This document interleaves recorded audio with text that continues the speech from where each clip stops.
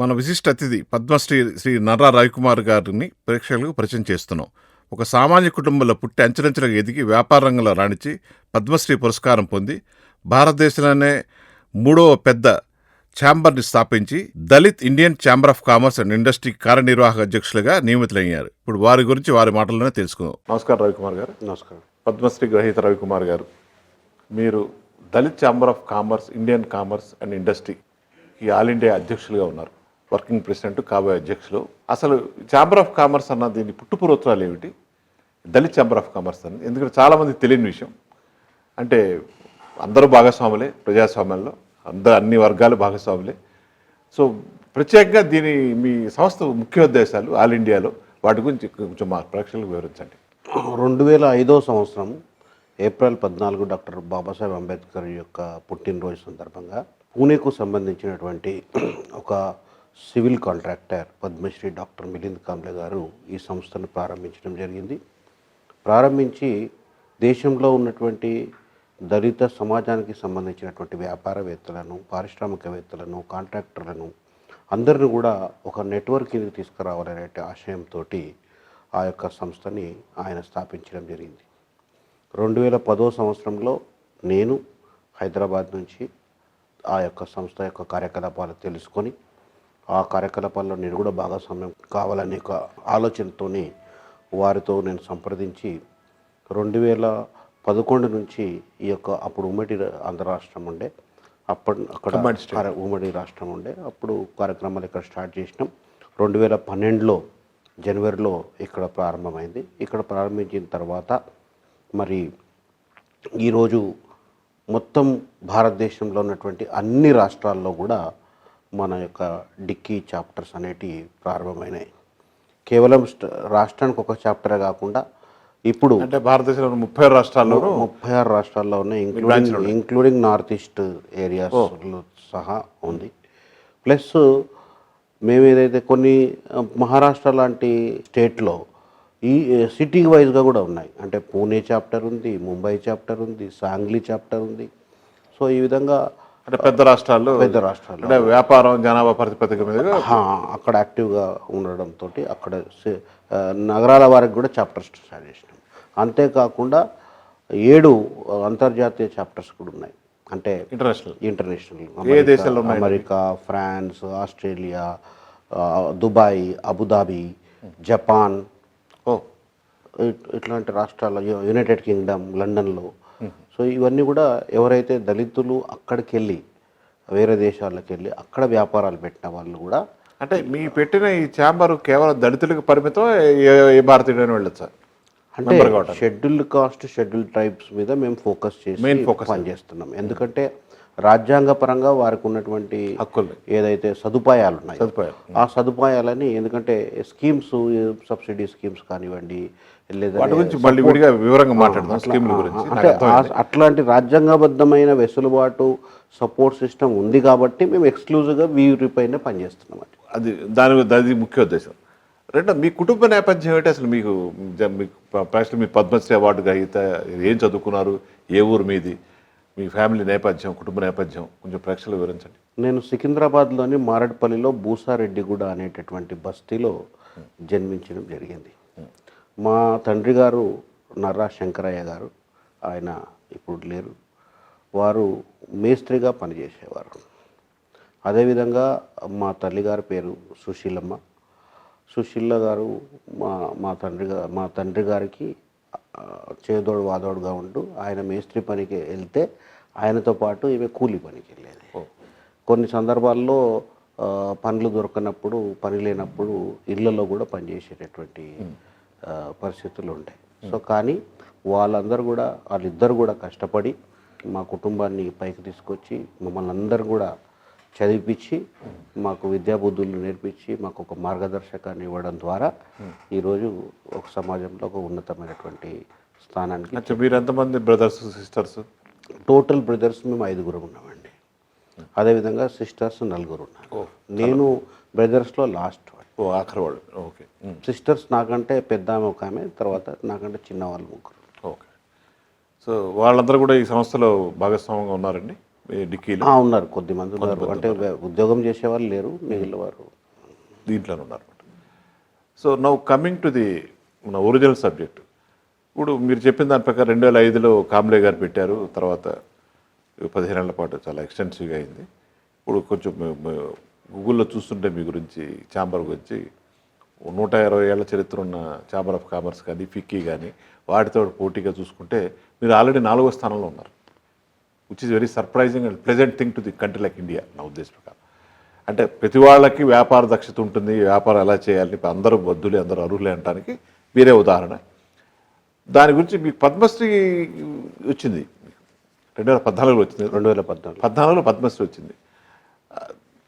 ఎందుకు, ఏ ప్రాతిపదిక మిమ్మల్ని పద్మశ్రీ వాళ్ళు చూస్ చేసుకున్నారు? అంటే ఏ ప్రాతిపదిక మీద తీసుకున్నారో నాకు తెలియదు, కానీ నాకు ఇచ్చింది మాత్రము for the contribution of my services to industry and commerce. ఎందుకంటే మేము మా సంస్థ ద్వారా ఎవరైతే వర్గాలు వ్యాపార రంగంలో లేని వర్గాలని వ్యాపార రంగంలో తీసుకొచ్చేటటువంటి ప్రయత్నం మేము చేస్తూ ఉన్నాం. అదేవిధంగా ప్రభుత్వంలో అన్ని స్థాయిలలో వాళ్ళతో మేము అప్లిప్మెంట్ getting them in to the inclusion, అంటే బిజినెస్లోకి తీసుకురావడానికి ఏదైతే ప్రయత్నం మేము చేస్తున్నామో ఆ ప్రయత్నంలో ఏ విధంగా అయితే సక్సెస్ కాగలిగినామో దానికోసము ఒక ఎక్స్పోజర్ కృషిని గుర్తించి, అంటే ఇప్పుడు జనరల్గా దళితుడు అని చెప్పుకోవడానికే కొంచెం ఇన్ఫీరియారిటీ ఫీల్ అయ్యేటటువంటి పరిస్థితి నుంచి మేము ధైర్యంగా వ్యాపార రంగంలో మేము దళితులం ఉన్నామని ధైర్యంగా చెప్పుకునే స్థితికి ఈరోజు సమాజాన్ని తీసుకురావడం జరిగింది. ఇంకా సమానతలు లేవనుకోండి, పెద్దగా లేవని మీరు విజిబిలిటీగా అర్బన్లో కనపడదు, కానీ అంటే ఉన్నది లేదనడానికి లేదు. కాకపోతే మేము ఒకటే ఏంటంటే అన్ని సమాజాల్లో కూడా మంచి వాళ్ళు ఉంటారు, చెడ్డవాళ్ళు. అది కరెక్టే కదా. సో చెప్పింది చాలా మంచి వాళ్ళు చాలామంది మాకు సపోర్ట్ చేస్తూ ఉంటారు. వారి యొక్క సహకారంతోనే మేము, ఎందుకంటే మేమంతా ఫస్ట్ జనరేషన్ ఎంటర్ప్రీనర్స్. ఈవెన్ మా దగ్గర సక్సెస్ అయిన ఎంటర్ప్రీనర్స్ అందరు హిస్టరీలు తీసినా కానీ ఎవరికో ఒకరికి మాకు పెట్టుబడి దగ్గర నుంచి వ్యాపార అవకాశం దగ్గర నుంచి ఏదో ఒక రూపకంగా వేరే కాస్ట్ వాళ్ళే అది కరెక్ట్ సపోర్ట్ చేశారు. అట్లా మీరు చెప్పింది చాలా అభినందనీయం. అది నేను చెప్పేది ఏంటంటే, ఇప్పుడు మీ ఏదైతే Dalit chamber of commerce, Indian commerce and industry ఉందో దాంట్లో ముఖ్య ఉద్దేశాలు ఆబ్జెక్టివ్ దళితుల్ని ప్రమోట్ చేయటం వ్యాపార పరంగా అన్నారు. అంటే వాళ్ళకి ట్రైనింగ్ కూడా ఇస్తారా మీరు? కంప్లీట్, అంటే business orientation trainings, workshops complete right from ideation to the repayment of loan వరకు మా దగ్గర మోడల్. అంటే మీరు వాళ్ళకి రకరకాల స్కీమ్స్ డ్రాప్ చేస్తారు వాళ్ళ గురించి ఏం చేయాలి అనేది. అంటే ఇప్పుడు ఎక్కడెక్కడ అవకాశాలు ఉన్నాయి, ఎందుకంటే ఇది పెద్ద ఓషన్, ఇండస్ట్రీ అనేది పెద్ద ఓషన్. ఎక్కడెక్కడ వ్యాపార అవకాశాలు ఉన్నాయి కూడా చాలామందికి తెలియనటువంటి పరిస్థితి. సో అటువంటప్పుడు మేము యాజ్ ఎ ఛాంబర్ ఎక్కడెక్కడ వ్యాపార అవకాశాలు ఉన్నాయి, ఏ రంగాల్లో ఉన్నాయి, సో అవన్నీ కూడా ఐడెంటిఫై చేసినాక దానికి ఒక బిజినెస్ మోడల్ని డెవలప్ చేయడం. బిజినెస్ మోడల్ డెవలప్ చేసిన తర్వాత ఎవరైతే పొటెన్షియల్ పీపుల్ ఉన్నారో వాళ్ళకు ఆ బిజినెస్ మోడల్ని చేరవేయడం, వాళ్ళకు నచ్చిన తర్వాత దానికి సంబంధించిన రంగాల్లో వాళ్ళకు ట్రైనింగ్ ఇవ్వడం. ట్రైనింగ్ ఇచ్చిన తర్వాత వాళ్ళకు ప్రాజెక్ట్ రిపోర్ట్ ప్రిపరేషన్ దగ్గర నుంచి, అంటే మీరు టోటల్ సొల్యూషన్ వాళ్ళ గైడెన్స్ ఇస్తారు 100%. వాడిని తయారు చేయడంతో పాటు ఆ ఔత్సాహిక పారిశ్రామికవేత్తల్ని ఇప్పుడు మేము మా యొక్క ఆఫీసెస్ ఏవైతే ఉన్నాయో ఆఫీసెస్ అన్నింటినీ కూడా బిజినెస్ డెవలప్మెంట్ సెంటర్స్గా మేము కన్వర్ట్ చేసాం. ఉన్న 30 రాష్ట్రాల్లో ఏవైతే 36 అంటే అన్ని ఒక 10 రాష్ట్రాల్లో ఇంకా కార్యాలయాలు లేవు మాకు, కానీ ఉన్న ప్రతి దగ్గర కూడా మేము బిజినెస్ ఫెసిలిటేషన్ సెంటర్స్, అంటే బిజినెస్ ఫెసిలిటీ అంటే ఆడికి వచ్చిందంటే ఇక వన్ స్టాప్ సొల్యూషన్. ఇక బిజినెస్ సంబంధించిన ప్రతి సర్వీస్, వాళ్ళు ఒక ఐడియాతో వస్తే మీరు ఐడియాని ఎలా మలచాలి, ఏ విధంగా వాళ్ళకి ఏ విధంగా ఆర్థిక సహాయం దగ్గర నుంచి మళ్ళీ లోన్ రీపేమెంట్ దగ్గర నుంచి అన్ని బ్యాంక్ టైప్, కేంద్ర ప్రభుత్వం పథకాలు ఏమున్నాయి, రాష్ట్ర ప్రభుత్వం పథకాలు ఏమున్నాయి, జిఎస్టీ రిజిస్ట్రేషన్ ఎట్లా చేయాలి, ఇన్కమ్ ట్యాక్స్ రిటర్న్ ఎట్లా చేయాలి, ప్రాజెక్ట్ రిపోర్ట్ ఎట్లా తయారు చేయాలి, మీరు వాళ్ళ గైడెన్స్ అన్ని కంప్లీట్ సపోర్ట్. ఇప్పుడు ఇది చాలా పెద్ద మోడల్ మేము డెవలప్ చేస్తాం. ఇప్పటిదాకా మీ 10 ఏళ్ళు మీరు ఛార్జ్ తీసుకురాక మన రాష్ట్రంలో, ఉమ్మడి రాష్ట్రంలో ఒక 10 ఏళ్ళు అయింది. ఎంతమంది పారిశ్రామికవేత్తలు తయారు చేస్తుంటారు దళిత వర్గాలు? అంటే ఇప్పుడు మా సంస్థలో సుమారు 10,000 మంది మెంబర్స్ ఉన్నారండి.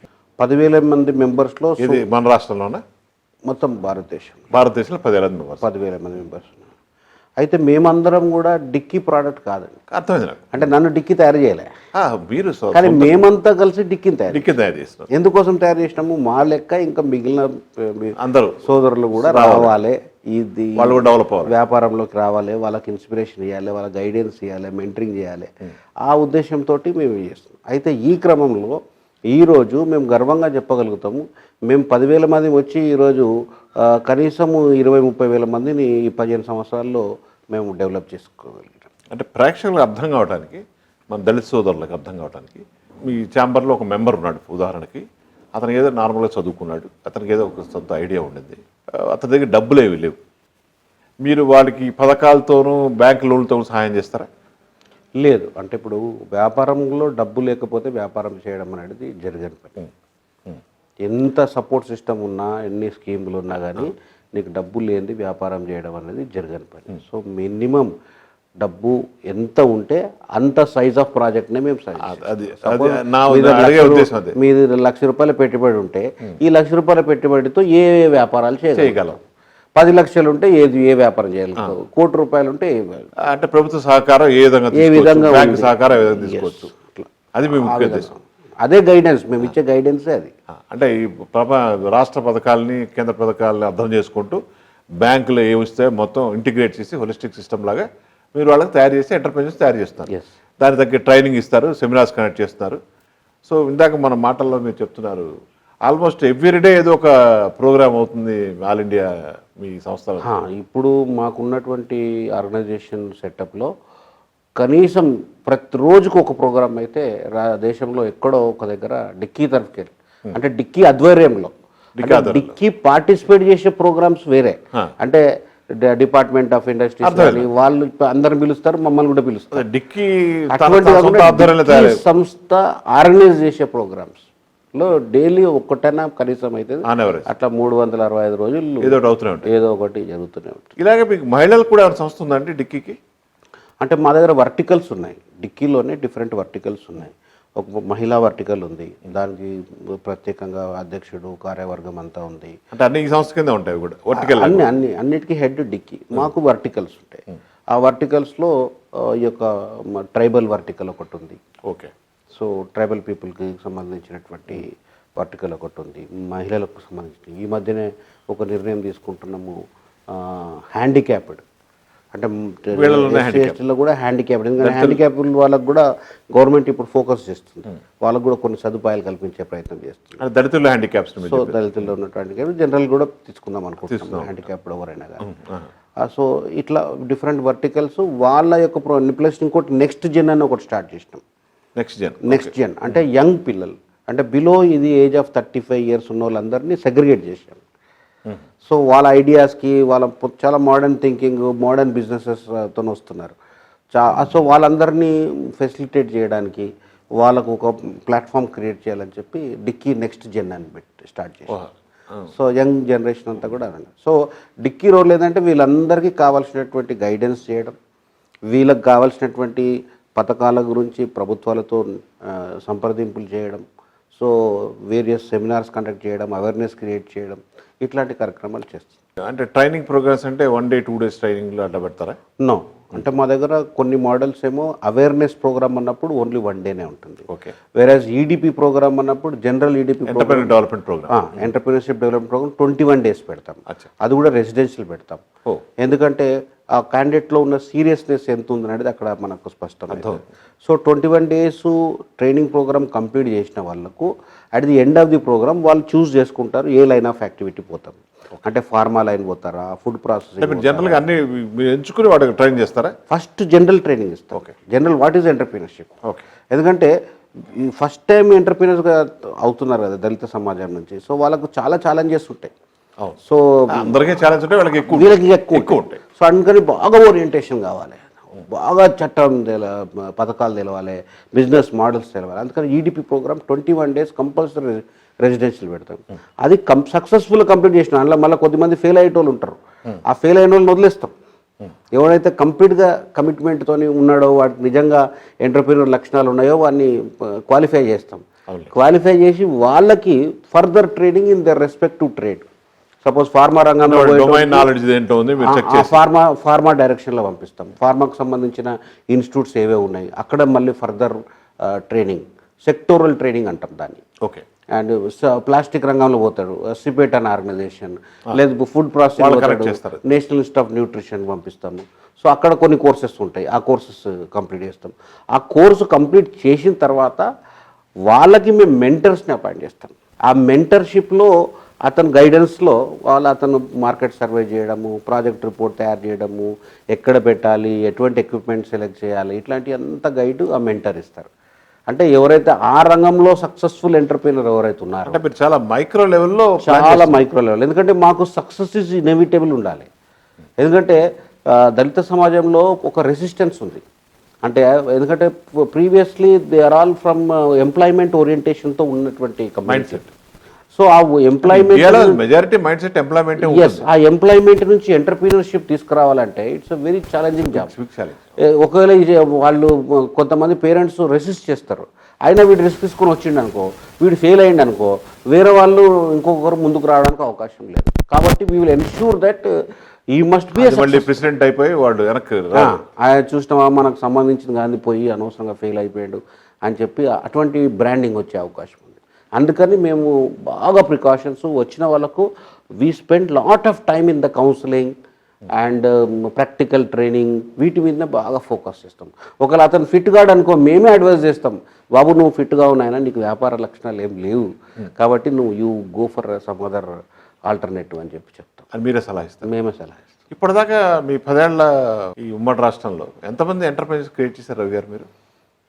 కేవలం ఈ 2 రాష్ట్రాలే తీసుకున్నప్పుడు సుమారు 2,500 వరకు చేశాం. అంత రిమార్కబుల్ అది. మెంబర్స్ 10,000 ఉంటే మీరు మెంబర్స్ కాకుండా 2,500 మంది, అంటే ఆల్మోస్ట్ 25%. మేము మెంబర్షిప్ కూడా అందరికీ ఇవ్వమండి, ఎవరు స్క్రీన్ చేస్తారు, చాలా స్క్రీనింగ్ చేస్తాం. ఎందుకంటే మాకు మెంబర్ అంటే మేము ఒక బ్రాండ్ క్రియేట్ చేయాలి. DICCI wants to create a brand. If you're a DICCI member అంటే you should have some that qualities అన్నట్టు. కరెక్ట్. అంటే గవర్నమెంట్లో ప్రాపర్ ట్యాక్సెస్ పే చేసేవాళ్ళు, జిఎస్టీ పే చేసేవాళ్ళు, దట్ ప్రొఫెషనల్ ఇది ఉండాలి. అది లేకపోతే మనకు చెడ్డ పేరు వచ్చే అవకాశం ఉంటుంది. కాబట్టి మేము we'll ensure that they will be a professional business man. అంటే మేము ఏమంటామంటే everybody is a brand ambassador of the DICCI. So every member is a brand ambassador. ఎవరిని పడితే వాళ్ళని తీసుకొచ్చి లోపల తీసుకొచ్చి జాయిన్ చేయరు. అందుకనే దాని మూలంగానే పరిమితంగా ఉంది నెంబర్, స్క్రీనింగ్ ఎక్కువ ఉంది. ఎందుకంటే ఎవరైతే ఎంటర్ప్రైజ్ అవదలుచుకున్నారో మీ ద్వారా వారికి స్క్రీన్ చేసి తీసుకుంటారు. ప్లస్ వాళ్ళు రాజ్యాంగబద్ధంగా స్టార్టప్ మెంబర్షిప్ ఇస్తాం. చాలా మందికి, ఎక్కువ మందికి స్టార్టప్ మెంబర్షిప్ ఇస్తాం. కానీ ఆ స్టార్టప్ మెంబర్షిప్ ఏంది, 1 year పీరియడే ఉంటుంది. సో వాడు 1 year లోపల ఇండస్ట్రీ పెట్టకపోతే నెక్స్ట్ అతనికి మెంబర్షిప్ ఇవ్వం, మెంబర్షిప్ క్యాన్సిల్ చేస్తారు. ఎందుకంటే నువ్వు 1 year కూడా నువ్వు అప్రెంటిస్షిప్ చేసిన తర్వాత కూడా if you are not concluded any business plan. అంటే ఇప్పుడు నార్మల్గా ఫిక్కీ ఏదైతే ఉందో, ఛాంబర్ ఆఫ్ కామర్స్ ఏదైతే అదే ఆబ్జెక్టివ్స్తో పనిచేస్తారు మీరు కూడా. సేమ్. సో ఇంకా మీరు దానికి వీళ్ళకి కంపేర్ చేస్తే మీ దాంట్లో ఇంకా మైక్రో లెవెల్లో ఉన్నారని అర్థమవుతుంది. అంటే ఇప్పుడు ఛాంబర్ ఆఫ్ కామర్స్ జనరల్గా ఇప్పుడు వాళ్ళ దగ్గర ఉన్న మెంబర్స్ అంతా కూడా 2nd generation, 3rd generation, 4th generation members ఉంటారు అక్కడ ఈ ఆర్గనైజేషన్. మా దగ్గర first generation with lot of challenges, that to from rural areas and without any social capital and without any not much capital in their pockets. So ఇవన్నీ challenges ఉన్నాయి. అటువంటప్పుడు the role which we have to play is very crucial role then any other. ఇంకా మీ భవిష్యత్ ప్రణాళికలు ఏమిటండి?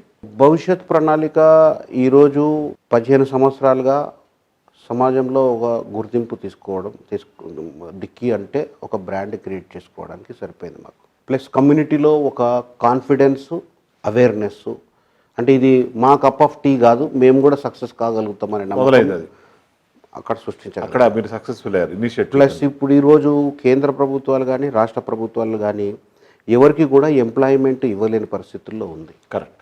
అంటే ఒకప్పుడు ఉద్యోగాలు ఉంటుండే, వ్యక్తులు లేకపోతుండే, క్వాలిఫైడ్ పీపుల్ దొరకకపోతుండే. ఇప్పుడు మంచి క్వాలిఫైడ్ పీపుల్ దగ్గర తయారవుతున్నారు, వాళ్ళకు ఉద్యోగాలు లేవు. సో వాళ్ళకు ముందున్నటువంటి ఒకే ఒక ఆప్షన్ ఏంది, ఎంటర్ప్రీనర్షిప్ ఆప్షన్ తప్ప వేరే ఆప్షన్ లేదు. అటువంటప్పుడు గవర్నమెంట్ కూడా ఈ పాయింట్ని అంగీకరించి, సో వీళ్ళకి ఎంటర్ప్రీనర్షిప్ ఒక్కటే వీళ్ళకి అవైలబుల్ సోర్స్ ఆఫ్ లివింగ్ ఉంది కాబట్టి ప్రస్తుత పరిస్థితుల్లో. సో ఎంటర్ప్రీనర్షిప్లో కావాల్సినటువంటి సపోర్ట్ సిస్టమ్, అంటే we call it as a eco system. Correct. అంటే ఎస్సీ ఎస్టీస్ ఎంటర్ప్రీనర్స్ కావడానికి కావాల్సిన ఇకో సిస్టమ్ని డెవలప్ చేసే ఆలోచనలని గవర్నమెంట్కు మేము ఈరోజు ఇస్తున్నాము. Most of the governments are coming forward, పాజిటివ్గా రియాక్ట్ అవుతూ ఉన్నారు. ఎస్, వాళ్ళకు కూడా ఒకటే, ఎస్ ఈ దేశంలో అన్ఎంప్లాయ్మెంట్ ప్రాబ్లం పోవాలంటే this is the only solution అని గ్రహిస్తూ ఉన్నారు. సమాజం మన కమ్యూనిటీలో కూడా ఎస్ మనకి ఉన్నది ఇది ఒకటే మార్గం, ఇంట్లోనే మనం పోవాలి అంటే ఏదో మనకి ఉద్యోగం దొరికిపోతుంది, గవర్నమెంట్ ఉద్యోగం నౌకరీ కాకుండా మీరు వాళ్ళ మైండ్ సెట్ కూడా మారుస్తారు. అంటే మాది చాలా క్రూషియల్ రోల్. ఒకటేమో కమ్యూనిటీని తయారు చేయాలి, ఒకవైపు గవర్నమెంట్ని. పెద్ద ఛాలెంజ్ మీకు. Two sides we have to do. So రాబోయే భవిష్యత్తులో మీరు ఎంతమంది ఔత్సాహిక పారిశ్రామికవేత్తలు తయారు చేద్దాం అనుకుంటారు మన రాష్ట్రంలో? అంటే మేము 2025 వరకు సుమారు 10,000 మంది మహిళలని, 5,000 మంది షెడ్యూల్ ట్రైబ్ వాళ్ళని చేయాలని చెప్పి టార్గెట్ పెట్టుకుంటాం. 15,000 అంటే 15,000 అంటే ఓన్లీ ఫ్రమ్ దీస్ 2 సెక్షన్, అంటే ఫోకస్డ్గా. అంటే మన స్టేట్లో మీరు చెప్పేది మొత్తం దేశంలో. అంటే దాని మూలంగా ఏంటంటే ఇంటూ 4 వేసుకుంటే 60,000 మంది డైరెక్ట్ బెనిఫిట్స్. ఫ్యామిలీ ఆఫ్ 4 వేసుకున్నా కూడా సుమారుగా direct indirect employment, entrepreneurship create అవుతుంది. మేము ఇప్పుడు ఒక రీసెర్చ్ చేసినాము డిక్కీ తరఫు నుంచి. అంటే స్వాతంత్రం వచ్చినప్పటి నుంచి ఇప్పటి వరకు దళితులకు తీసుకున్నటువంటి పథకాలు ఏమిటి, ఆ పథకాల యొక్క ఇంపాక్ట్ ఏంది, తర్వాత ఆ పథకాల యొక్క కొనసాగింపు ఇప్పుడు అవసరమా లేదా, ఏ విధంగా చేస్తే బాగుంటుంది, ఏ పారామీటర్స్ అంటే ఎడ్యుకేషన్ పారామీటర్స్ దగ్గర నుంచి, హెల్త్ పారామీటర్స్ దగ్గర నుంచి, తర్వాత జీడిపి కాంట్రిబ్యూషన్ దగ్గర నుంచి, దట్ దళితులు ఈరోజు ఎంత ట్యాక్సెస్ గవర్నమెంట్కి పే చేస్తూ ఉన్నారు, మళ్ళీ అదే రిటర్న్లో ఎంత వస్తుంది, ఓకే, ఇవన్నీ కూడా చాలా మెటిక్యులస్ క్యాల్కులేట్ చేసి we're going to submit a report in 15 daysలో మినిస్ట్రీ ఆఫ్ సోషల్ జస్టిస్కి మేము ఇవ్వబోతా ఉన్నాం. ఎందుకంటే మాది చాలా సర్ప్రైజ్డ్ రిజల్ట్స్ మాకు వచ్చినాయి. అంటే అథెంటికేటెడ్ గవర్నమెంట్ రికార్డ్ బేస్ చేసుకొని, అంటే ఇప్పుడు సపోజ్ ఇప్పుడు ఎస్సీ ఎస్టీస్ పాపులేషన్ ఈ దేశంలో 25% మనం యావరేజ్గా తీసుకోవచ్చు, రెండు కలిపితే దేశం మొత్తం మీద. సో 25 అంటే నీకు 135 crore పాపులేషన్ ఉందంటే మీకు almost 30 crores above population. So ఈ 30 crore పాపులేషను ఏదైతే ట్యాక్సెస్ పే చేస్తున్నారు, అంటే బై వే ఆఫ్, అంటే ఈ 30 crores బట్టలు కొని ఉండొచ్చు, డైరెక్ట్ ఇండైరెక్ట్ ట్యాక్స్ ఏదైనా బట్టలు కొని ఉండొచ్చు, డైరెక్ట్ ఇండైరెక్ట్ ఆహార పదార్థాలు కొని, ఇవన్నీ ఈ రూపకంగా 30 కోట్ల మంది ఏదైతే డబ్బు గవర్నమెంట్కి పన్నుల రూపకంగా కడుతున్నారో అందులో even 10% are not spent on Dalits. The way you are telling me, మీ రీసెర్చ్ చూస్తుంటే మీకు పద్మశ్రీ తక్కువ అనిపిస్తుంది నాకు. ఇంకా ఎందుకంటే మీరు ఆలోచన సరళ విధానం చూస్తుంటే అంటే ఎంత మైన్యూట్ లెవెల్కి వెళ్తున్నాడు, గ్రాస్ రూట్ లెవెల్కి వెళ్తున్నాడు. అంటే మేము గవర్నమెంట్ దగ్గరికి వెళ్ళి చాలా ప్రొఫెషనల్ డిస్కషన్ చేస్తాం. No inhibitions, nothing, because we are doing the national building activity. అంటే మాకు స్ట్రాంగ్ బిలీఫ్ ఏంటంటే ఇండియాకి 1947లో ఇండిపెండెన్స్ వచ్చింది. జపాన్ అనే దేశం 1945లో, అంటే 2 years before our independence, Hiroshima నాగాసాకి bomb పడి మొత్తం దేశం నాశనం. సో మొత్తము దేశం నీలమట్టమై ఈరోజు జపాన్ అనేది ఒక టెక్నాలజీ అగ్రదేశంగా మారింది. మరి అంతే స్పాన్, అంటే మనకంటే 2 years నీలమట్టమైన దేశం ఇట్లా ఎదగలిగింది. మరి 47లో స్వాతంత్రం వచ్చిన దేశం ఇంత న్యాచురల్ రిసోర్సెస్ ఉండి, ఇంత లీడర్షిప్ ఉండి, ఇంతమంది ఇంటలెక్చువల్ పీపుల్ ఉండి, very intelligent people in the వరల్డ్లోనే Indian people intelligent, and the entire other parts of people are rich, intellectual rich. ఇంత ఉండంగా కూడా ఈ దేశం ఇంకా టాయిలెట్లు కూడా జనాలకు కట్టియలేదు, ఇంకా మాట్లాడుతున్నాం అంటే ఇంకా ఇండ్లు కట్టిస్తున్నాం. అంటే ఇండిపెండెన్స్ వచ్చిన రోజు అదే ఎజెండా ఉంది, 70 సంవత్సరాలు దాటి ఉద్దేశ ప్రకారం ఇంకా మనం దేశాల్లోనే ఉన్నాం. ఇంకా there is something missing, some missing link is there. ఎందుకంటే వాళ్ళకి ఎన్ని జపాన్ వాళ్ళని మనం కంపేర్ చేసుకుంటే అక్కడ బాంబు పడిన తర్వాత ఎవరైతే ప్రజలు మిగిలిపోయారో ప్రతి ఒక్కరికి ఏదో ఒక అనారోగ్య సమస్య ఉండే. 20 సంవత్సరాల వరకు అగ్రికల్చర్ ప్రొడక్షన్ లేదు. ఇప్పటికీ వాళ్ళకు ఫ్రీక్వెంట్గా ఎర్త్ క్వాక్స్ వస్తాయి, ఫ్లడ్స్ వస్తాయి. వాళ్ళకున్న సమస్యలు ఎవరికి లేవు ప్రపంచంలో ఒక విధంగా ఆలోచిస్తే. మరి ఇన్ని సమస్యలను అధిగమించినప్పుడు సో ఇది మన స్ఫూర్తి మీకు. ఇంకోటి మేము గవర్నమెంట్కి ఏం చెప్తామంటే, అరే ఈ దేశంలో ఉన్నోడు వ్యాపారం చేసుకోవాలంటే ఇన్ని రకాల సమస్యలు ఉన్నాయి. ఇదే పర్సన్, ఇదే దళితుడు ఒక అమెరికా పోయిండు అనుకోండి, ఫెనామినల్ సక్సెస్. అతను మరి నాకు తెలిసి ఒక 50-100 మంది ఉంటారు నా మిత్రులే. అదే ఆ దేశం మాది కాదు. ఆస్ట్రేలియాలో ఉన్నారు నా మిత్రులు, అమెరికాలో ఉన్నారు, చాలా పెద్దవాళ్ళు. అంటే యూ కాంట్ నేమ్ ఇట్, చాలా పెద్దవాళ్ళు. సో దీన్ని బట్టి మనం అర్థం చేసుకోవాలి వాట్ ఈస్ ద సిస్టమ్. ఎందుకంటే అక్కడ పోయి ఎవరన్నా వ్యాపారం చేయగలుగుతున్నారు, అక్కడ ఆయనకు లోన్ దొరుకుతుంది, వాడికి మార్కెట్ దొరుకుతుంది, అన్నీ దొరుకుతున్నాయి. అదే మరి ఇక్కడ మేము చేయలేదు. అక్కడ ఏంటంటే రిజర్వేషన్ లేకుండా దొరుకుతున్నాయి. ఏం అక్కడ ఎవరు చెప్పుకోవాల్సిన అవసరం కూడా లేదు కదా. సో అంత ట్రాన్స్పరెంట్ కూడా బట్ ఫినామినల్ సక్సెస్ వచ్చింది అక్కడ. సో ఇక్కడ there is something which is missing link. మీరు అన్నట్టు ఆ మిస్సింగ్ లింక్ ని మీరు అది మనం చేయాలి. మేము అందరం ఆల్ రూలర్స్ ను కూడా మేము కోరుకోలేదు ఒకటి, దట్ ఆ సిస్టమ్ ఏదైతే ఉందో ఆ ఎస్టాబ్లిష్ చేయండి. ఓకే, అవకాశాలు అందరికీ వచ్చేటటువంటి సిస్టమ్ మనం డెవలప్ చేయాలి. ఇప్పుడు ఎట్లాంటి టెండర్స్ పిలుస్తారు, టెండర్స్ పిలిచి ఏమంటారంటే ఇది ఇంట్లో టెండర్ పార్టిసిపేట్ చేయాలంటే నువ్వు 3 years ఓల్డ్ కంపెనీ ఉండాలి, నీకు ఇంత టర్నోవర్ ఉండాలి, ఇవన్నీ ఇంత ఈఎండి కట్టాలి, అవన్నీ ఫస్ట్ జనరేషన్కి ఏముంటాయి. వీడు ఎప్పుడు రాడు, వీడు కాదు కదా, వీడు మనమండు కూడా వచ్చినా కానీ 3 generations కూడా రాలేడు. So this is how the systems are being control. అందుకని మేము ఈరోజు గవర్నమెంట్ని రిక్వెస్ట్ చేసేది ఏంటంటే there must be some exemptions for first generation entrepreneurs. Otherwise these people are having competency, ఇంకా క్వాలిటీ ఇవ్వగలుగుతాం, బెస్ట్ థింగ్ మేము డెలివర్ చేయగలుగుతాం. అట్లీస్ట్ మాకు ఎంట్రీ లెవెల్లో టెస్ట్ అంటే జనరల్గా కాంట్రాక్ట్లలో ఎట్లుంటుందంటే కొన్ని న్యూ కంపెనీస్ వచ్చినాయి అనుకో, శాంపుల్ ఆర్డర్ ఇస్తారు. ఆ శాంపుల్ ఆర్డర్ తీసుకురా బాబు, నువ్వు మంచిగా ఉంటే నేను మళ్ళీ నీకు. ఆ శాంపుల్ ఆర్డర్ సిస్టమ్ కూడా లేదు మన దగ్గర లేదులేండి. మేము రైల్వే ఒక ఇవి ఉంటాయి కదా, లా looks very simple but very complicated. మేము 10 years ఒక పని మీద తిరుగుతున్నా, 10 years నుంచి రైల్వేలో అవి సిమెంట్ పట్టాలు ఉంటాయి కదా, అది వేసుకోండి. అది రాకెట్ సైన్స్ అదేమన్నా హ్యూజ్ వాల్యూమ్ ఆఫ్ ఇది ఉంది. దీనికి మాకు ఎన్ని రకాల బాధలు అంటే ఇంతవరకు ఒక ఆర్డర్ తెచ్చుకోలేకపోయినాం మేము. అది కాలు సిమెంట్తోని తయారు చేసేది, ఏ చదువు రానోడు కూడా తయారు చేసేది. పట్టాల మధ్య చాలా కంట్రోల్డ్ ఇండస్ట్రీ. అది దేశంలో ఒక 18 కంపెనీల చేతుల్లో. తెలుసులేండి, నాకు పేర్లు చెప్పలేదు నేను కెమెరా ముందు, కానీ నాకు దాని గురించి చాలా బాగా తెలుసు. So this is the how the monopoly. మీరు ఆ మోనోపలీని బ్రేక్ చేద్దామని ట్రై చేస్తున్నారు, సజెస్ట్ చేసి. తర్వాత ఆర్థిక అసమానతలు, సమాజ అసమానతలు, సామాజిక అసమానతలు ఏమీ లేని ఒక మంచి సొసైటీ నిర్మిద్దామని ట్రై చేస్తున్నారు మీ డిక్కీ ద్వారా. మీరు చేసిన అకాంప్లిష్మెంట్స్ అనండి, లేకపోతే చేసిన మేజర్ సక్సెస్ఫుల్ ప్రాజెక్ట్స్ అనండి, వాటి గురించి ఫస్ట్ మన హైదరాబాద్లో ఏం చేశారు, తర్వాత మిగతా రాష్ట్రాల్లో ఏం చేశారు, కొంచెం మీ ఛాంబర్ తరఫున చేసి ప్రేక్షకులకు వివరించండి. హైదరాబాద్లో స్పెసిఫికల్గా మాన్యువల్ స్కావెంజింగ్ మీద బాగా పనిచేసి, manual scavengers, elimination of manual scavenging. 2017 సంవత్సరంలో భారీ వర్షాలు వచ్చినాయి. ఆ భారీ వర్షాలు వచ్చినప్పుడు 2 మ్యాన్హోల్ క్లీన్ చేస్తూ చనిపోయారు. చనిపోయినప్పుడు గౌరవ ముఖ్యమంత్రి గారు కేసీఆర్ గారు వచ్చి ఆన్ ద స్పాట్కి వచ్చేసి వాళ్ళకు ఒక్కొక్కరికి 5 లక్షల రూపాయల కాంపన్సేషన్ డిక్లేర్ చేసి, మెకనైజేషన్ చేయాలి, మాన్యువల్గా ఎందుకు చేస్తున్నారు, ఇంకా మిషనరీ ఇంత వచ్చినాక కూడా మనుషులతో ఎందుకు చేపిస్తున్నారు అని చెప్పి మెకనైజేషన్ మొత్తం చేయండి అని అధికారులకు ఆయన ఇన్స్ట్రక్షన్ ఇచ్చారు.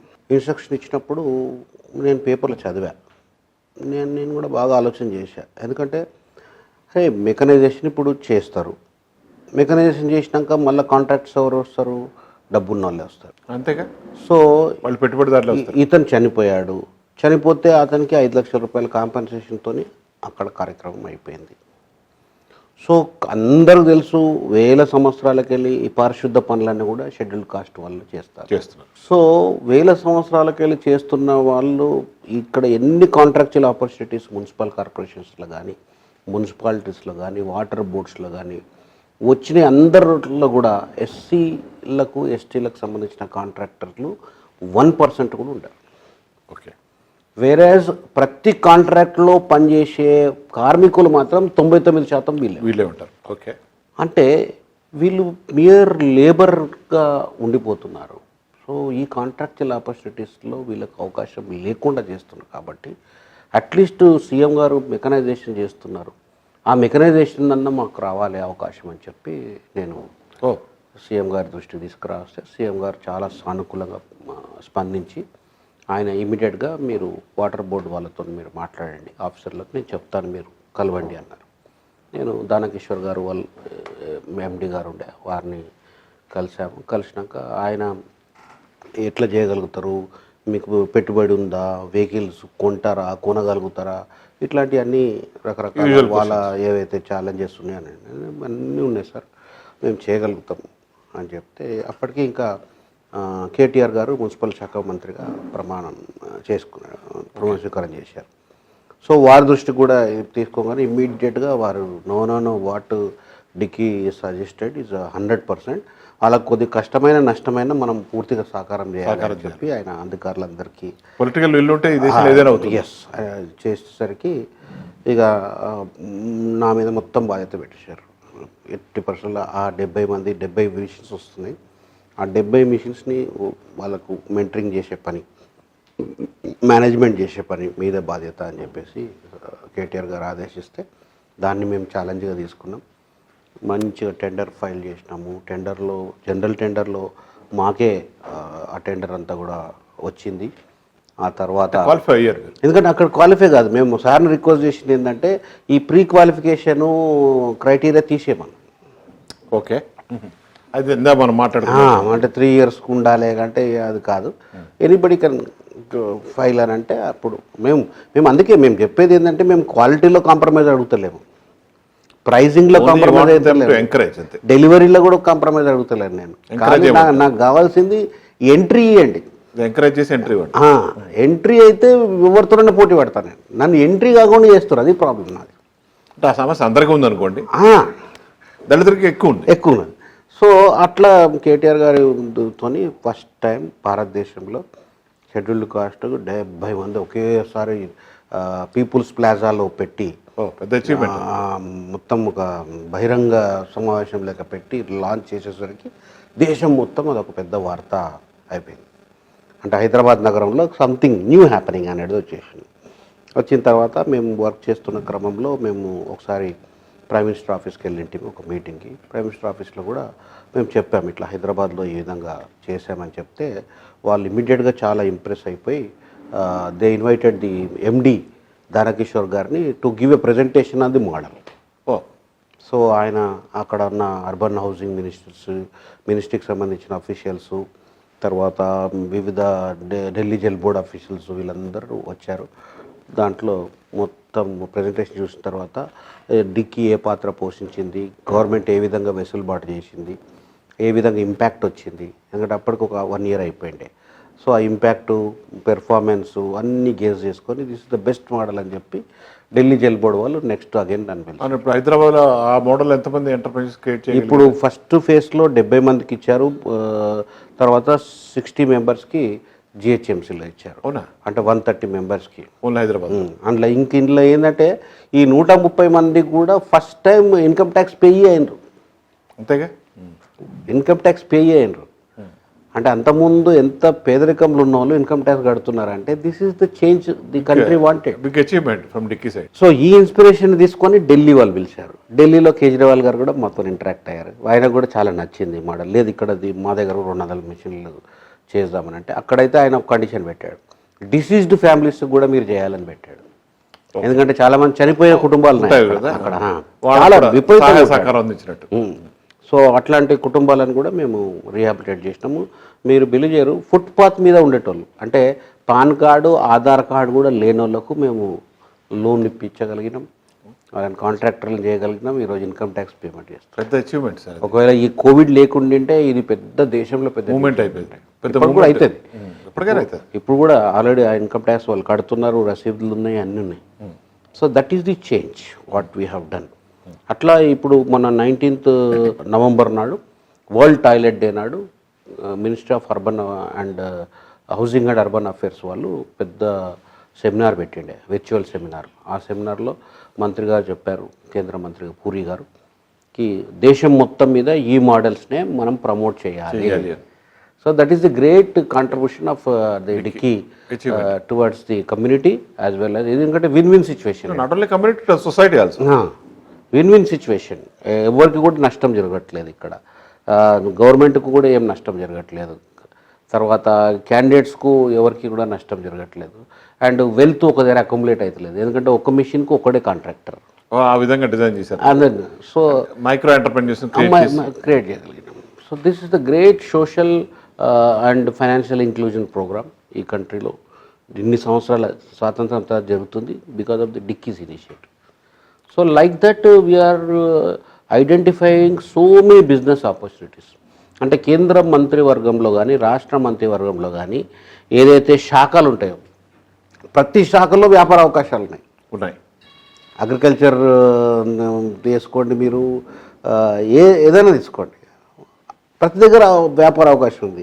మా డ్యూటీ ఏంది, ప్రతి రాష్ట్రాన్ని స్టడీ చేయడం, ఆ రాష్ట్రంలో ఉన్నటువంటి వ్యాపార అవకాశాలు గుర్తించడం, దాని రెవెన్యూ మోడల్ తయారు చేయడం, ప్రభుత్వం దృష్టి తీసుకెళ్ళడం. ఇగో దాని అనుగుణంగా పాలసీలు చూసుకోవటం, దళిత సోదరులకు సహాయం చేయటం. అయితే మీ డిక్కీ మెయిన్ ఆబ్జెక్టివ్స్.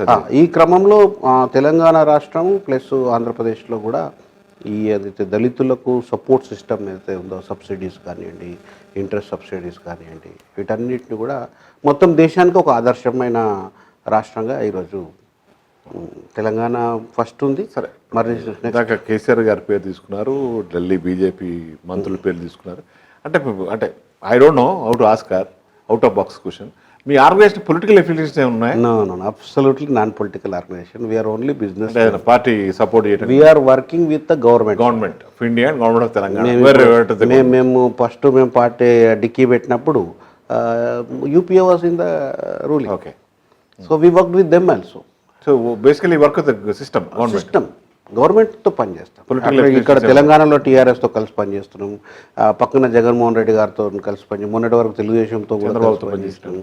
అదేవిధంగా అన్నాడీఎంకే తమిళనాడు, వెస్ట్ బెంగాల్లో మమతా బెనర్జీ గారు, సో ఈ విధంగా కేరళలో కమ్యూనిస్టు గవర్నమెంట్. సో ఈ విధంగా డిఫరెంట్. ఉత్తరాఖండ్ వెళ్ళారు. ఉత్తరాఖండ్ మొన్న పోయినాను, అక్కడ కాంగ్రెస్, ఇక్కడ పంజాబ్లో కాంగ్రెస్ ఉంది. సో ఇట్లా డిఫరెంట్ సిస్టమ్, గవర్నమెంట్తో పనిచేస్తారు. No political affiliation. ఈవెన్ మా మెంబర్లు ఎవరన్నా పొలిటికల్ పార్టీలో ఉంటే కూడా వాళ్ళని కేవలం మెంబర్గానే పెడతాం, but we don't give them the designations. Okay. బయటే లోపల వీఆర్ పక్కా business people and non political, no ideology. Even బీఎస్పీతో కూడా మేము కనెక్షన్లో ఉంటాం. అవునా? చాలా సంతోషం. మీ ఆర్గనైజేషన్ స్ట్రక్చర్ ఏమిటంటే అసలు? ఆల్ ఇండియా అన్నారు కదా. ఆర్గనైజేషన్ స్ట్రక్చర్ ఏంటంటే ప్రతి రాష్ట్రంలో ఒక చాప్టర్ ఉంటుంది. ఆ చాప్టర్కి ఒక అధ్యక్షుడు ఉంటారు, తర్వాత ఒక సీనియర్ వైస్ ప్రెసిడెంట్ ఉంటారు, తర్వాత వైస్ ప్రెసిడెంట్స్ ఇద్దరు ఉంటారు.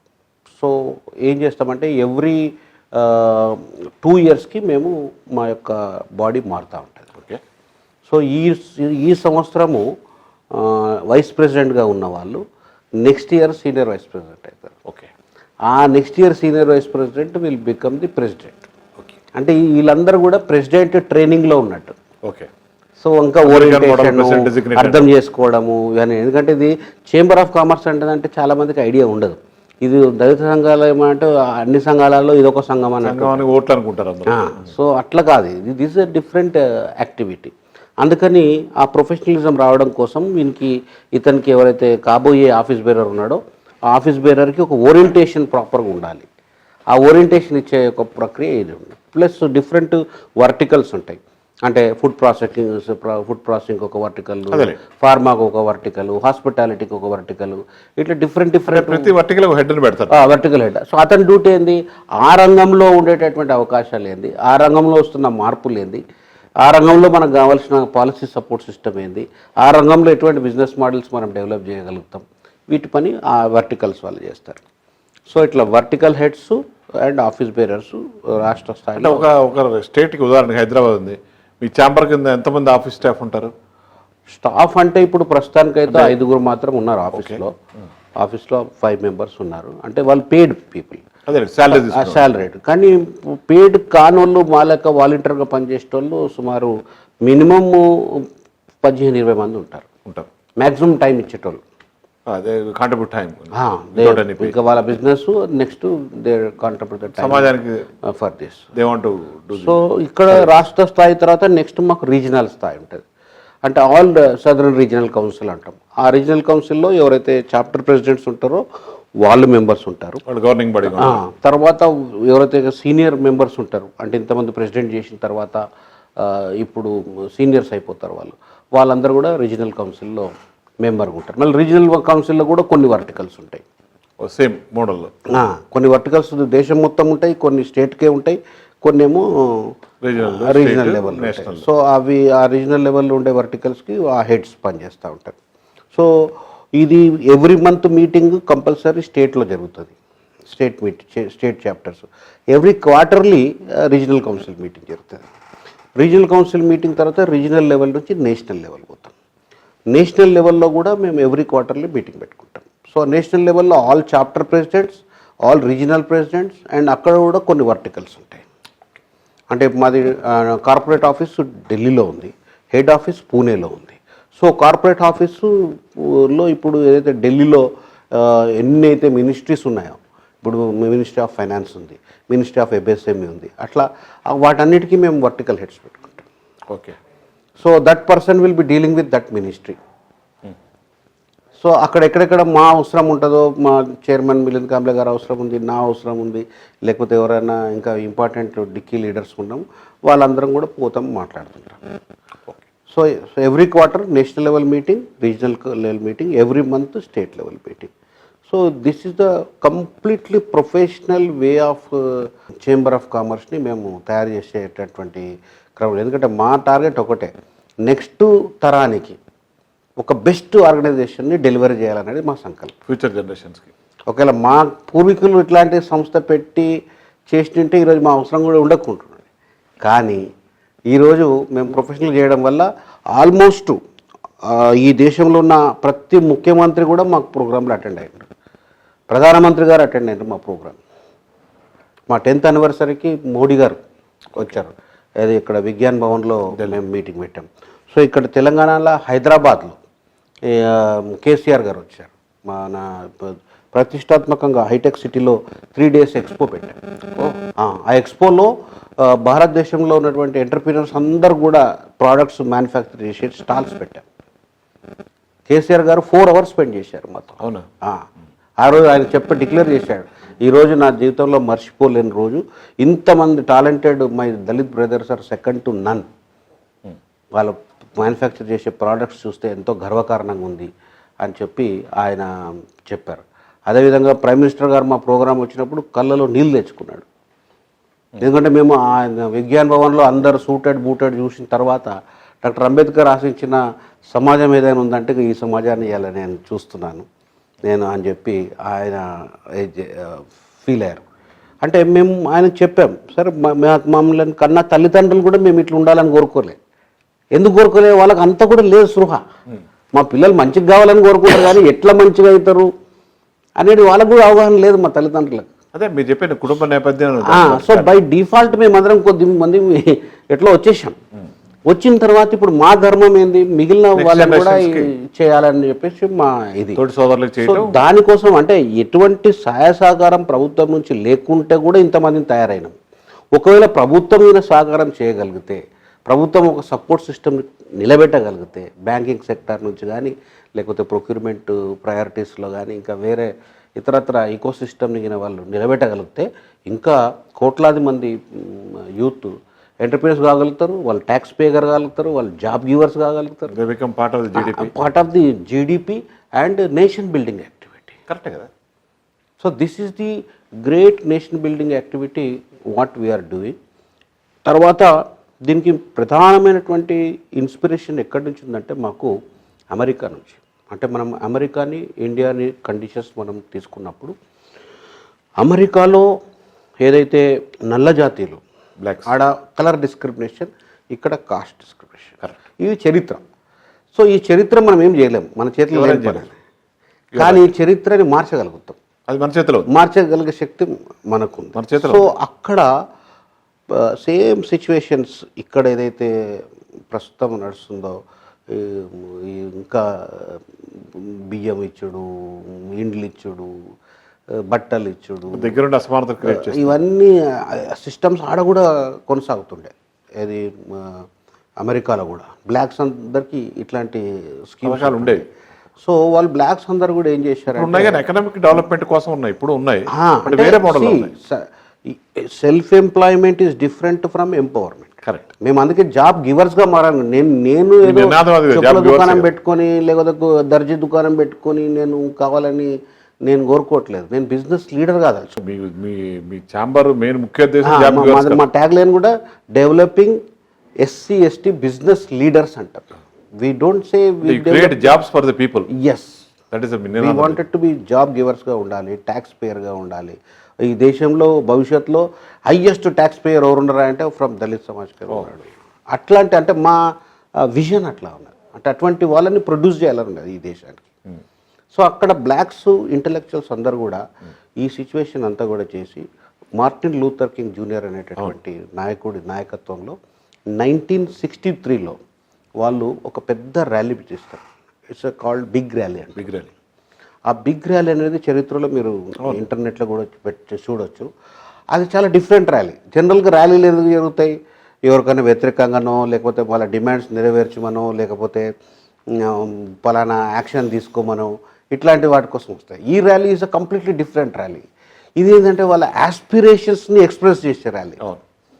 అంటే I wanted to be A job giver, please give me the opportunity. I wanted to be the tax payer, give me the opportunity. So ఇట్లా అంటే వాళ్ళ యొక్క ఆస్పిరేషన్స్ని డిస్ప్లే చేశారు సమాజానికి. వాళ్ళ ఎంటైర్ అమెరికన్ సొసైటీ అరే ఇది చాలా డిఫరెంట్ ఇదిగా ఉంది అని చెప్పి ఈవెన్ అక్కడున్న రూలర్స్ కానివ్వండి, గవర్నమెంట్ కానివ్వండి, ప్రైవేట్ సెక్టార్ కానివ్వండి, వైట్స్లో అందట్లో ఒక డిస్కషన్ స్టార్ట్ అయింది. వాళ్ళు ఏమన్నారంటే ఈ దేశంలో ఎప్పుడైతే అమెరికా నువ్వు సంపన్న దేశంగా మారాలని నువ్వైతే కలలు కంటున్నావు, అది సాధ్యం కావాలంటే నేను సంపన్నం కాదు, నువ్వు దేశం సంపన్నం కాదు. ఇక్కడ సిటిజన్ బెగ్గర్గా ఉండి దేశం సంపన్నం కావాలంటే అయితే కాదు. ఆ విధంగా కన్విన్స్ చేశారు. నీ కోరిక ఉంది, నీ కోరిక తీరాలంటే must and should I should become a tax payer. నేను ఇంకా వెల్ఫేర్ మీద ఉన్నన్ని రోజులు ఈ దేశం సంపన్న దేశం అయ్యే ప్రసక్తే లేదు అని చెప్పి వాళ్ళు చెప్పి కన్విన్స్ చేస్తారు. కన్విన్స్ చేసినాక అక్కడ ఒక కాన్సెప్ట్ కాయిన్ చేస్తారు, that is called black capitalism. Black capitalism. So దాని ద్వారా అంటే 63 నుంచి ఇవాళ ఎంత అండి 2020 వాళ్ళు ఎక్కడో ఉన్నారండి ఇప్పుడు. That is not taken much time. Not much time. ఇప్పుడు ఈరోజు బ్లాక్ ప్రాపర్ ఎడ్యుకేషన్, ఇవాళ బ్లాక్ ప్రెసిడెంట్ కాగలిగిండు అక్కడ. ఆ తర్వాత ట్యాక్స్ పేయర్ కాగలిగిండ్రు. ఒక మంచి మైకిల్ జాక్సన్ లాంటి కాదండి. వారు అక్కడ ఉన్న వాళ్ళని కాసేపు బ్లాక్స్ తీసుకుంటే స్పోర్ట్స్ వాళ్ళే, ఎంటర్టైన్మెంట్ వాళ్ళే, మ్యూజిక్ వాళ్ళే. అంటే అది గతంలో లేదు, 63 బిఫోర్ లేదు. అవును, 63 తర్వాత వచ్చినాయి ఇవన్నీ. అంటే గవర్నమెంట్ యొక్క థాట్ ప్రాసెస్ని మార్చింది. వీళ్ళ కూడా ఇంపార్టెంటే, వీళ్ళ శక్తిని కూడా వినియోగించుకోవాలి దేశం అంటే మనలాంటి కొంతమంది సమూహమే కదా సార్. అంతే కదా సార్, సమాజం నుంచి వచ్చిన వాళ్ళే. అంతే కదా. ఇప్పుడు ఎవడికాడు మీలాగా ఫీల్ అయ్యి కనుక చేయగలిగితే, అందరు కొంతమంది వ్యక్తులు కలిగి ఫీల్ అయ్యి ఒకటి కామన్ ఫీలింగ్లోకి వస్తే సమాజంలో అసమానతలు పోతాయి. సో మేము దాన్ని ఆ దేశం యొక్క సక్సెస్ స్టోరీని బేస్ చేసుకొని ఈ దేశంలో కూడా దళిత్ క్యాపిటలిజం పెట్టి దీంట్లో కూడా మనం పనిచేస్తే తప్పకుండా ఈ దేశం బాగుపడుతుంది. ఇప్పుడు మనం బంగారు తెలంగాణ సాధించాలి. అది ఎట్లా సాధిస్తాం? వ్యక్తులు సంపన్నం కాకుండా తెలంగాణ రాష్ట్రం సంపన్న రాష్ట్రం. ఆర్థిక అసమానతలను సామాజిక అసమానతలు పోతేనే కదా సమాజం వృద్ధి చెందేది. So infrastructure creation is one thing, correct, but individual empowerment is another. Very important. Unless that individual empowerment కానంత వరకు వీ కాంట్. అంటే మనం బేసిక్ యాడ్ స్టిక్ ఏంటంటే జీడిపీలు పెరగడము, ఇవన్నీ ట్యాక్స్ పేయర్స్ పెరగడం, అప్పుడు గవర్నమెంట్ కూడా మంచిది. సో వీళ్ళలో ఇప్పుడు సపోజ్ నేనున్నా అండి, నా కుటుంబం ఒకప్పుడు వెల్ఫేర్ మీద డిపెండ్ అయ్యింది. ఈరోజు నాకు తెల్ల రేషన్ కార్డు అవసరం లేదు, నాకు డబుల్ బెడ్రూమ్ అవసరం లేదు, నాకేం అవసరం లేదు. అట్లా నాలాంటి వాళ్ళు అందరూ తయారయ్యారు అనుకో, ఇంకా గవర్నమెంట్ బర్డెన్ లేదు కదా. సో ఆ కాన్సెప్ట్తో వెరీ నోబుల్ కాజ్ మీద డికే పనిచేస్తాం. Yes, we are doing national building activity. మేము చెప్తామంటే దేశ నిర్మాణంకి యాక్చువల్గా అవసరం ఉన్న దాన్ని ఇంకా మేము ఇండస్ట్రీ అసోసియేషన్స్తో చాలామంది ఫైనాన్షియల్ ఎక్స్పర్ట్స్తో మాట్లాడినప్పుడు ఒకటే చెప్తాం, ఈ దేశంలో డబ్బున్నవాడికి డబ్బు వచ్చింది అనుకో, అతని యొక్క ఇన్వెస్ట్మెంట్ బ్యాంక్ డిపాజిట్స్లానే ఉంటుంది, లేకపోతే ల్యాండ్స్ కొనైనా పెడతాడు. అదే డబ్బు లేని వాడి చేతికి డబ్బు వచ్చింది అనుకోండి, ఓకే, అతను ఏం చేస్తాడు, రీఇన్వెస్ట్మెంట్ చేస్తాడు సమాజం మీద. అంతే. అంటే ఇల్లు లేనోడు ఇల్లు కట్టుకుంటాడు, హౌసింగ్ ఇండస్ట్రీ పెరుగుతుంది. కారు లేనోడు కారు కొంటాడు, ఆటోమొబైల్ ఇండస్ట్రీ పెరుగుతుంది. టీవీ లేనోడు టీవీ కొంటాడు, ఎలక్ట్రానిక్ ఇండస్ట్రీ పెరుగుతుంది. కంప్యూటర్ ల్యాప్టాప్ లేనోడు ల్యాప్టాప్ కొంటాడు, ఆ ఐటీ ఇండస్ట్రీ పెరుగుతుంది. సో ఇతను రీఇన్వెస్ట్మెంట్ చేస్తాడు. సో అప్పుడు కదా ఈ దేశం బాగుపడుతుంది. డబ్బుగా అంటే గుడ్లు పెట్టడం తప్ప ఉపయోగం లేదు కదా మీ పాలసీ ప్రకారం. డబ్బును రీఇన్వెస్ట్ చేస్తేనే ఏ విధమైన డెవలప్మెంట్. మీరు చూడండి, ఈ కోవిడ్లో మంచి గుణపాఠం వచ్చింది. ఆ, ఎట్లా ఎవరు కూడా స్పెండ్ చేయలేదు డబ్బు స్పెండ్ చేయకపోతే various industries have close down. అంటే నువ్వు ఖర్చు పెట్టే capacity, spending power of the people increase అయితేనే ఈ దేశం నడుస్తుంది అనేది ఎస్టాబ్లిష్ చేయాలి. మళ్ళీ ఇంకోసారి prove అయింది. ఈవెన్ గవర్నమెంట్స్ కూడా కొలాప్స్ అయిపోయాయి. ప్రపంచ దేశాలకు కూడా పరిస్థితి అది. మన భారతదేశం ఒకటే కాదు కదా, అన్ని దేశాల పరిస్థితి అలాగే ఉంది. సో ఆ స్పెండింగ్ పవర్ అనేది ఎవ్రీ సిటిజన్కి వచ్చింది అనుకో, then the nation. And especially focusing to దళిత్స్కి వస్తే ఇంకా అదే కదా, అసమానతలు పోతాయి కదా. ఇంత పాపులేషన్, మీరు చెప్పారు 30 కోట్లలో మీరు 1 కోటి మందిని మార్చగలిగారంటే దేశం ముఖ చిత్రం మారిపోతుంది. ముఖ చిత్రం మారిపోతుంది. మొత్తం ఎకానమీలో కానీ వ్యాపార సంబంధాలు కానీ ఏదైనా తీసుకోండి, 30 కోట్ల దళితుల్లో కనీసం 1 కోటి మంది ఎంటర్ప్రెన్యూర్స్ అయ్యేది అనుకోండి ఉదాహరణకి, అది మొత్తం ఎక్కడ ఉంటుంది దేశం. ఇప్పుడు నాకు నా పిల్లలకు ఉద్యోగాలు అవసరం లేదు, నా పిల్లలకు రిజర్వేషన్ అవసరం లేదు.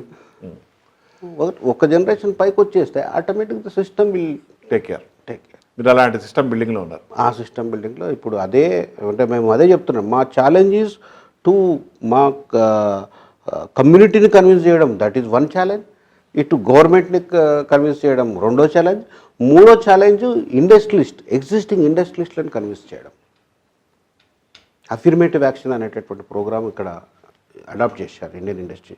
అంటే అఫిర్మేటివ్ యాక్షన్ అంటే ఈవెన్ అమెరికాలో కూడా ఎవరైతే అంటే ఫోకస్డ్గా ప్రైవేట్ కంపెనీస్ వాళ్ళు ఏదైతే ప్రొక్యూర్మెంట్ చేస్తారో ఆ ప్రొక్యూర్మెంట్ ఫోకస్డ్గా from this marginalise societies affirmative అన్నట్టు. సో ఆ అఫిర్మేటివ్ యాక్షన్ ప్రోగ్రామ్ ఉధృతంగా ఇక్కడ జరగాలంట. అంటే దాని దిశగా పనిచేస్తున్నారా మీరు? టాటా కంపెనీ చాలా పాజిటివ్ ఉంది, చేస్తున్నారు, చాలా ఇనిషియేటివ్ తీసుకున్నారు.